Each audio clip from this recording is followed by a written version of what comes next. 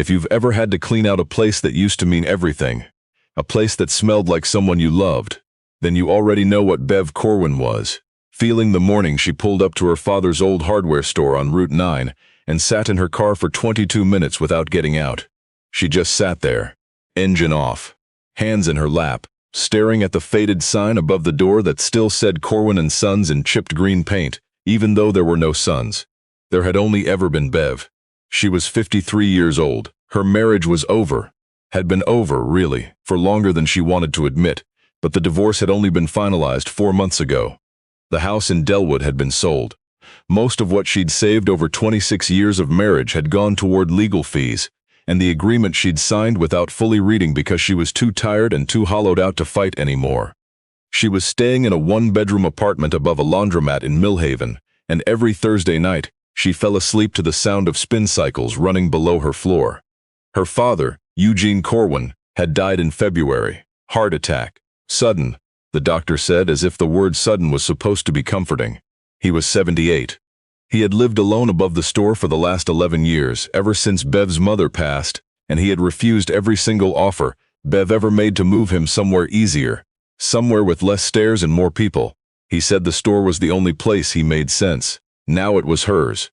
The estate attorney had laid it all out plainly. The building, the inventory, whatever was left in the back room, and the basement. There was no cash. Eugene had not been a man who trusted banks more than he needed to. And whatever he'd kept liquid had mostly been spent in his final years on keeping the lights on in a store that hadn't turned a real profit since 2011. Bev had inherited a building in a small town, a lot of old stock, and a set of keys that still had a rabbit's foot keychain on them that she'd given her father in 1984 when she was 8 years old. She finally got out of the car. The bell above the door still worked. That small sound, that thin little jingle, nearly brought her to her knees right there in the entryway. Before we go any further, if this is your first time here at Grand Stories, welcome. We tell stories about real people at turning points, the moments that change everything, sometimes in ways you never expected. If this one stays with you, consider subscribing. We put out new stories every week, and you don't want to miss what's coming now. Back to Bev. The store smelled like sawdust and machine oil, and something faintly sweet that Bev could never quite name as a child. Standing there in the doorway, it hit her all at once. Not grief exactly, something more physical than grief. Like the smell itself was pressing on her chest. She had not been inside in almost 2 years. The last time she visited, she and her father had argued. Not a big argument, not the screaming kind, but the quiet grinding kind that is somehow worse. She had wanted him to think about selling. The neighborhood was changing. The hardware chain had opened 3 miles down the road, and she could see the store was struggling even if Eugene pretended otherwise. He had told her, very calmly, that she didn't understand what she was suggesting, and she had driven home feeling dismissed, and a little guilty and angry in that mixed-up way you feel when you're probably right but wish you weren't. She never got to unsay it. That's the part she kept coming back to. She never got to sit down with him and have the other conversation. The one where she said, "I know you love this place. I know it's all of you. I just got scared and I said the wrong thing." She picked up a box from her car and started in the front of the store. The first week was mostly inventory. She worked slowly, methodically, the way she'd learned to do things since the divorce. One thing at a time. No looking at the whole picture if she could help it. Her father had kept surprisingly good records, notebooks full of his handwriting, which was small and precise, the kind of handwriting that belongs to a man who takes things seriously. She found notebooks going back to the early 90s, tracking every order, every supplier, every sale that was large enough to note. She found a drawer full of business cards from vendors, some of whom had probably been out of business for 20 years. She found a coffee mug that said "World's Okayest Fisherman" that she had given him as a joke one Christmas, which he had kept on his desk and used until the glaze was cracked and the handle was repaired with what looked like construction adhesive. She kept working. Her brother Philip called twice in that first week. Philip was 3 years older and lived in Phoenix and had flown in for the funeral and flown back out 4 days later. He had been, in Bev's experience, largely absent from their father's life in the last decade, in the way that some people managed to be absent while still technically maintaining contact. He called at holidays. He sent cards. He had not, to Bev's knowledge, visited their father more than twice in 5 years. But now Philip had opinions. He thought they should list the building quickly. He had spoken to a commercial real estate contact, just to get a sense of things, he said, as though this were a casual and helpful gesture, and not a signal that he'd already begun treating their father's store as a transaction. He said the market was decent, not great, and that they shouldn't wait too long. He said he was just trying to be practical. Bev told him she was still going through the store, and she'd let him know when she had a clearer picture. He said sure, in a way that made it clear he did not think that was a particularly efficient use of her time. She hung up and went back to the back room, which she had been avoiding because it was the most cluttered, and because she knew her father had used it as something between a storage room and a private space in those last years, when the store was quiet more often than it was busy. The back room was full. Old signage, a broken display stand, boxes of specialty fasteners that she doubted would ever move, 2 folding chairs and a card table with a reading lamp on it, a small television, older model, that still had a DVD player on top of it, a half-finished model ship on the card table that her father had apparently been building, which she had not known. Basswood frames and small tools and a tube of adhesive, everything laid out with care. She sat down at the card table and looked at the model ship for a long time. She hadn't known he built models. She thought she knew most things about her father. She was beginning to understand that she had not known as much as she'd believed, and that this was going to be one of the harder lessons of the next few months. She started going through the shelves along the back wall. Most of it was exactly what she expected. Old stock, some damaged packaging, things her father had held on to past the point of practical reason because he did not like waste. She pulled everything forward, made her lists, tried to stay practical, and then behind the lowest shelf she found the panel. She almost missed it. It was cut to fit flush with the baseboard, painted the same dark green as the wall, and if one corner of it hadn't been slightly warped and pulling away from the frame, she might have walked past it a dozen more times without ever seeing it. She crouched down and looked at it. She pressed on it gently. It didn't budge. She found a flathead screwdriver on her father's workbench and worked the corner loose, and then the whole panel came free. Behind it was a space in the wall, maybe 2 feet wide and 18 inches deep, and inside that space was a metal box, dark gray, the kind with a handle and a latch. The kind you could buy at any hardware store, including this one. Bev's hands were not entirely steady when she lifted it out. It wasn't locked. The latch opened with a simple press. She lifted the lid. There were papers inside, and an envelope, and a small leather pouch that she recognized. She had given it to her father years ago, one of those little gift shop things, embossed with a compass rose, which was now soft with age, and heavy in a way that suggested it held something more than air. She set the leather pouch aside for now. She looked at the papers. They were folded, some of them, different sizes, some written in her father's hand, some typed on what looked like a very old machine with keys that struck slightly crooked. She unfolded the first one. It was a letter, or something like a letter. It was addressed to no one in particular. It began, "If you're reading this and I'm already gone, then I suppose I don't need to explain myself, but I'd like to anyway. We're going to pause right there for just 1 second. If you're watching this and you haven't subscribed yet, please take a moment right now. Because what Bev found in that box is the kind of thing that changes how you see a person, and how you see yourself. Don't go anywhere." The letter was dated 3 years before Eugene died. He had written it, Bev would later come to believe, during a quiet stretch of winter when the store was slow and he had too much time to think, which was always when Eugene Corwin became most honest with himself.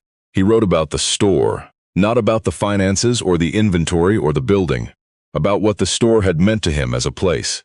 He wrote about the years when it was busy, when he knew every contractor in the county by name and by their particular habits, who always paid on time and who needed a gentle reminder, who came in on Fridays with bad jokes, and who came in on Mondays looking like they hadn't slept. He wrote about Bev's mother standing at the register when they first opened, wearing a yellow cardigan, and how he'd looked at her across the empty store and thought we built something. He wrote about the people he hadn't been able to help in the ordinary way. That's the part that stopped Bev completely. There was a man named Arthur Pelly, her father wrote, who had come in 2003 with a teenage son and a list of materials for a repair job. Arthur's wife had left him. He was trying to fix up his house so he could sell it and have some money to start over. He was behind on everything, her father wrote, and you could see it in the way he walked, that particular kind of tired that isn't about sleep. He had the list, but when he added it up at the counter, he was $140 short, and he was trying to decide, right there in front of Eugene and the boy, which things he could do without. Eugene had told him the total was what he had in his pocket. He wrote it down in a small notebook he kept by the register, and he never mentioned it again. There was a notebook. Bev set down the letter and went back to the box. Yes. There, beneath the other papers, was a small spiral notebook, the kind with the marbled cover, held together with a rubber band. She opened it. Names, dates, amounts. And next to each entry, a single line of description. Arthur Pelly, March 2003, $140 roof repair. New start, good man, needed to know someone still believed it. Lorena Briggs, September 2006, 85 hurricane shutters, husband deployed, 2 kids, didn't ask for help but needed it. Tommy Wachowski, 2008, $210, laid off, fixing the furnace himself to save money. Hands were shaking a little when he counted out the cash. Cora Matsui, 2012. $60 project got rained on, came in for supplies. Last $20 in her wallet. I told her the card reader was down. 43 entries, spanning 20 years. Everything from $22 to $315. Her father had never told a single one of them what he was doing. He had simply told them whatever the math required. Wrong total, card reader down, scratch in the packaging, inventory error. And he had written it down later, quietly, in this notebook, in his small, precise handwriting. 43 people. Thousands of dollars over time that he had simply absorbed without a word. Bev sat on the floor of the back room of her father's hardware store with the notebook in her hands, and she did not try to stop what happened next. She cried. Not the polite kind. The kind that sounds ugly and feels necessary. The kind that has been waiting for months to come out properly. She cried for her father, and she cried for all the things she hadn't known about him, and she cried too. If she was honest, for all the years she'd been quietly embarrassed by the store, quietly wishing he'd done something more. Bigger, she supposed, though she couldn't have defined bigger in any meaningful way, and now she was holding the proof that bigger had never been the point. The point had been the people walking through the door. When she could breathe again, she opened the envelope. It was addressed to her, her name on the outside in his handwriting. Just Bev, not Beverly, the way he always wrote it. Inside was a single page. He wrote that he knew the store probably wasn't worth keeping. He wrote that he didn't expect her to hold on to it, that he understood things change, and he wasn't sentimental about the building itself, only about what had happened inside it. He wrote that he'd kept the notebook because he didn't want those people to disappear, even in his own memory, even if they never knew anyone was keeping track. He wrote that the leather pouch was for her to do whatever she wanted with. He'd set aside a little, he said, the way he always had, and he'd kept it in the pouch because the bank felt too far away, and he'd never entirely shaken the Depression-era habits he'd inherited from his own father. He wrote, at the very end, "You've always been more like me than you know, Bev." That isn't a warning. I think it's the best thing I can tell you. She opened the leather pouch. Inside were 41 folded bills, hundreds mostly, with some 50s folded in. When she counted it out later on the card table, it came to $4,100. Not a fortune, not a down payment on anything large, but $4,100, saved in a leather pouch behind a false panel in the back room of a hardware store, by a man who had been giving money away quietly for 20 years, which tells you something about the math of Eugene Corwin's life. He had given away more than he saved, and he thought the giving was the part worth writing down. Bev called Philip that night. She told him about the notebook. She told him about the letters. She told him what their father had been doing, quietly, for 2 decades. There was a long pause. Philip said that was nice, and that he supposed their dad had always been generous to a fault, and then he said that didn't really change the situation with the building, and that sentiment and real estate were 2 different conversations, and that he'd already had a preliminary number from his contact, and he thought they should discuss it seriously. Bev said, very calmly, "I'm not selling." Philip said she couldn't just decide that unilaterally. Bev said she had already spoken to the estate attorney, and she understood exactly what the agreement said about her rights as the executor, and that she was going to need some time to figure out what she wanted to do with the property, and that she would be in touch. She hung up. She sat in the back room, in one of her father's folding chairs, for a long time after that. She was not a woman who made fast decisions. She had learned this about herself. She thought carefully, sometimes too carefully, and she sometimes waited so long that the window closed. But sitting in that room with the lamp on and the model ship half-finished on the table beside her, she did not feel like she was waiting. She felt like she was arriving somewhere. Slowly, yes, but arriving. She started coming in every day. She wasn't ready to call it a plan yet. She told herself she was still just sorting, still just going through things. But she started cleaning beyond sorting. She started moving boxes and sweeping floors and standing at the front window, looking at Route 9 and watching the people go by. She talked to her neighbor Pearl Hutchins, who was in her 70s and had lived 3 houses down from the store for 40 years, and remembered when Eugene and Bev's mother had first opened and the whole street had come out to look. Pearl said the neighborhood still had people in it who needed what that store had offered. Not just the merchandise, but the place. The fact of it. A place where you could bring your problem and someone would actually look at the problem with you. She talked to a young man named Marcus who stopped in one afternoon, having seen the lights on, wanting to know if they'd reopened. He had a busted pipe situation and the big chain 3 miles away didn't have what he was describing, and the guy at the counter hadn't really listened. Bev spent 40 minutes going through the back stock with him and found exactly what he needed. She charged him cost. When Marcus left, she stood at the register and looked at the coffee mug with the cracked glaze. She called the estate attorney the next morning. There were things to work out, complicated things, and we don't want to rush past them, because they were real and they were hard. Philip was not happy, and his unhappiness took the form of several terse emails and one phone call that lasted 50 minutes, and covered a lot of old ground in the way that sibling arguments tend to do, reaching back past the question of the store into decades of accumulated feeling about who had been there and who hadn't and what that was worth. Bev did not win that argument so much as outlast it. She made clear that she was not going to be moved, and eventually Philip ran out of momentum and they agreed on terms that the attorney helped structure, which gave Philip a percentage of any future sale should Bev ever decide to sell, and gave Bev operational control in the meantime. She has had the sign repainted. Same font, same green but crisp now. Corwin Hardware. She dropped the & Sons because it was her store now, and she didn't see any reason to carry a fiction. She ordered inventory slowly and carefully, the way her father had taught her without ever intending to, through the notebooks and the records he'd kept. She knew which suppliers had been reliable, and which ones her father had quietly stopped using after some problem she could deduce from the gap in the records. She hired Pearl's grandson, a 20-year-old named Dex, who turned out to know a surprising amount about plumbing fixtures because he'd been following his grandfather around job sites since he was 12. The store did not explode back into success. That's not how this story goes. There was no single moment where the parking lot was suddenly full and the register was ringing, and everything turned around in a wave of community goodwill. It was slower than that. It was one customer at a time, which is the only way a hardware store actually works anyway. But people came, and they came back, and Bev began to understand something about why her father had kept that notebook. It was not a ledger of charity.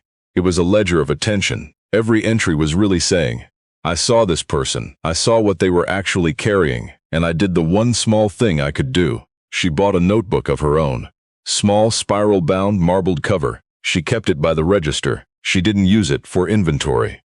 One evening in October, about 8 months after she'd first pulled up to the store and sat in her car for 22 minutes, a woman came in about 15 minutes before closing. She was maybe 35, wearing scrubs, and she had a look about her that Bev recognized. The look of someone who has been managing things alone for long enough that they've forgotten it's okay to be tired. She needed weather stripping for a door that wasn't sealing. Cold air coming in, she said. And she had a kid with asthma and she'd already been putting it off for 2 weeks because there just wasn't a good moment. Bev found the right product, walked her through the installation, because it was fiddly in a way that the package didn't quite explain. When the woman got to the register, the total was $18. She paid with a card that was declined. Bev said, without missing a beat, that her card reader had been having trouble all week, and would she mind if she just took it this time and stopped back when she was in the neighborhood. The woman looked at her. Bev smiled. You've got somewhere to be, Bev said. Go take care of your kid's door. After the woman left, Bev sat down at the counter and opened her notebook to a fresh page. She wrote, November, weather stripping, $18, scrubs, tired eyes, kid at home with asthma, card reader was having trouble. She closed the notebook. She turned off the main lights but left the one in the window on. She had started doing this a few weeks ago, without really planning to, just leaving a single light burning in the front window when she locked up, so that the store didn't go fully dark, so that Route 9 still had something lit up at that end of the block. She didn't know if anyone noticed. It didn't particularly matter. She locked up, pulled on her coat against the October chill, and walked to her car.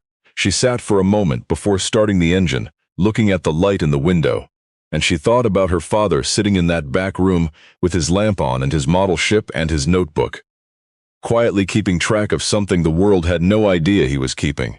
She started the car. And if you're watching this tonight and you've carried something heavy for a long time, if you've ever felt like you had to choose between being practical and being kind, we hope this story reminded you that those don't always have to be two different things. Eugene Corwin ran a hardware store on Route 9 for 40 years and never made the news. But 43 people walked out of that store carrying something they didn't have when they walked in, and they never knew his name was attached to it. Bev knew now, and she kept the light on. If this story meant something to you, please share it with someone who needs to hear it today. Subscribe to Grand Stories so you don't miss what's coming next. And tell us in the comments, is there someone in your life who kept a quiet light burning for you? We'd love to hear about them.